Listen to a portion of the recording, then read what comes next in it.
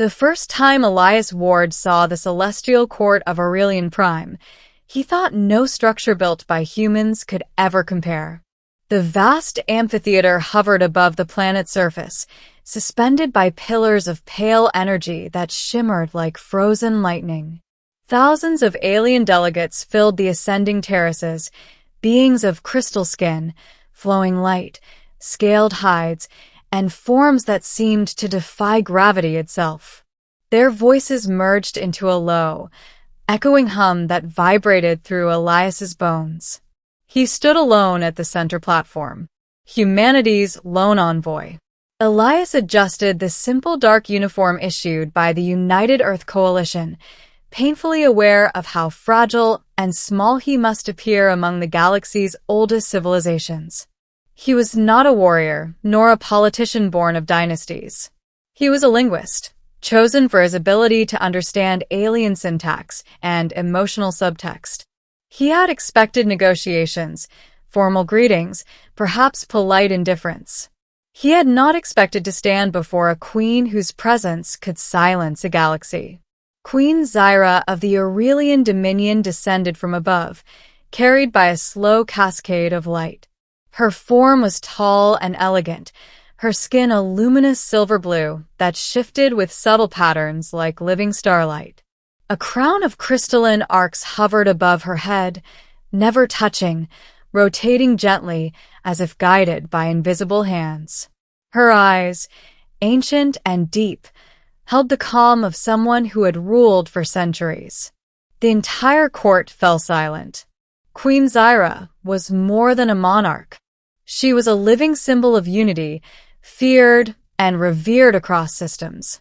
The Aurelian Dominion had never allied with a younger species, never married outside its own kind, never bent tradition. Until today, the High Herald's voice echoed across the chamber. Let the convergence assembly commence. The fate of emerging civilizations shall be decided. Elias swallowed. Humanity had reached the stars only 50 years ago. In that time, they had proven resourceful, creative, and dangerously unpredictable. Some in the assembly wanted Earth contained. Others wanted it controlled. A few quietly argued for eradication before humans became a threat. Elias had spent months preparing arguments, histories, cultural explanations. He spoke carefully, choosing each word with precision, explaining humanity's flaws alongside its hopes. He did not boast. He did not beg. And all the while, Queen Zyra watched him. Not with judgment, with curiosity. As Elias concluded, the court erupted into debate. Representatives argued in waves of sound and light. Some projected images of human wars. Others displayed Earth's art, music, and literature. The assembly fractured into factions, the tension rising with every passing moment. Finally, Queen Zyra raised her hand. Silence fell instantly. She stood and descended until she was level with Elias. The distance between them felt vast, charged with meaning. Elias met her gaze, feeling the weight of centuries pressing down on him. "You speak of choice," she said, her voice resonating directly within his mind. "Of a species still deciding what it wishes to become." "Yes, your radiance," Elias replied, his voice steady despite his racing heart. "We are unfinished, but we are learning." A ripple passed through the court. Telepathic whispers surged. Queen Zyra turned away, addressing the assembly. For millennia, the Dominion has ruled through lineage, purity, and controlled evolution. We believed strength came from sameness. She paused. But stagnation wears the mask of tradition. The words struck like thunder. She turned back to Elias. "You stand here without power, without armies, without certainty of survival. Yet you speak honestly, even when fear would advise deception." Elias did not respond. He could barely breathe. "In human terms," she continued, "this is called courage." The court stirred uneasily. Then Queen Zyra did the unthinkable. She extended her hand toward him. Gasps echoed across the amphitheater. Some delegates rose in protest. Others emitted alarm signals in radiant bursts.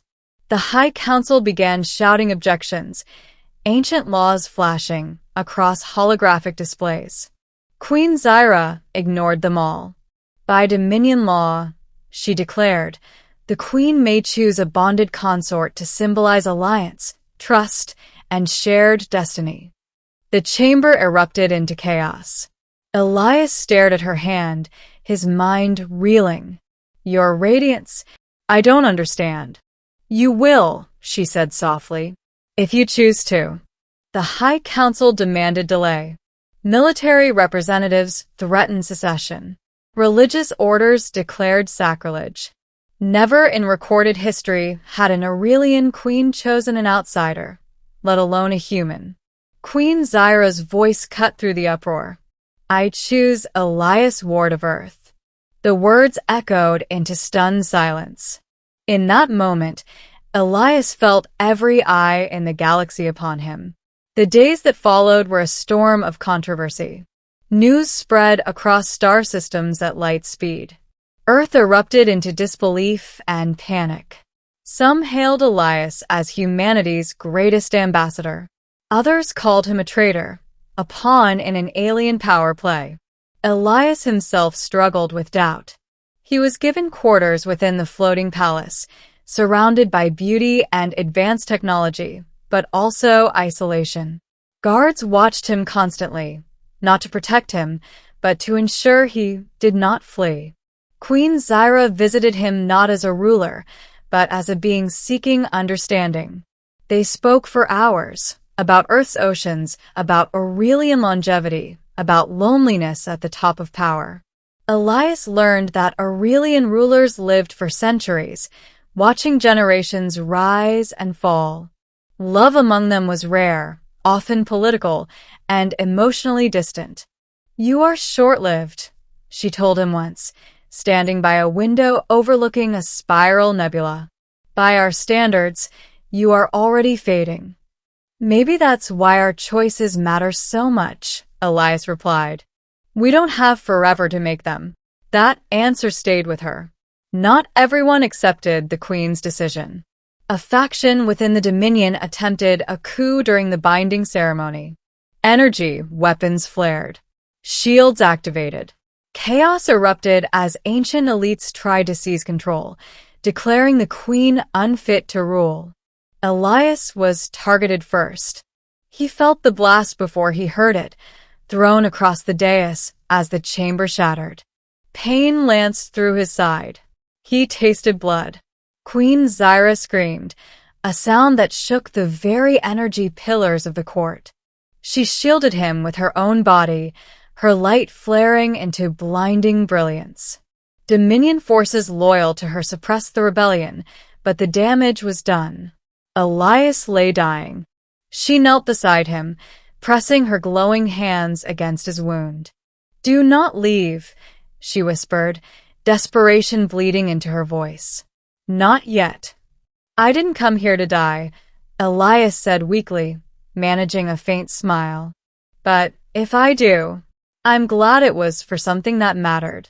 Queen Zyra made a choice no queen had ever made. She bonded with him fully. A surge of energy flooded the chamber as ancient Aurelian power intertwined with human biology. Elias screamed, then fell silent. His heart stopped, then started again, changed. When he awoke days later, he felt different, stronger. His lifespan extended, his mind sharpened, his body altered just enough to survive in both worlds. The bond was irreversible. The galaxy watched in stunned awe. The rebellion collapsed, its leaders exiled. The Dominion laws were rewritten, not erased, but evolved. Humanity was no longer a petitioner civilization. It was family. Years later, Elias stood beside Queen Zyra, now simply Zyra to him, before a new assembly. Mixed species delegates filled the terraces. Humans stood openly among them, no longer outsiders. Children played in the corridors of the palace, some human, some Aurelian, some something entirely new. "Do you regret it?" Elias asked quietly, watching the crowd. Zyra smiled, a gentle curve of light and warmth. "I ruled for centuries without being seen. In choosing you, I chose change. And change saved us." She took his hand, in front of everyone, not as a symbol, but as a truth.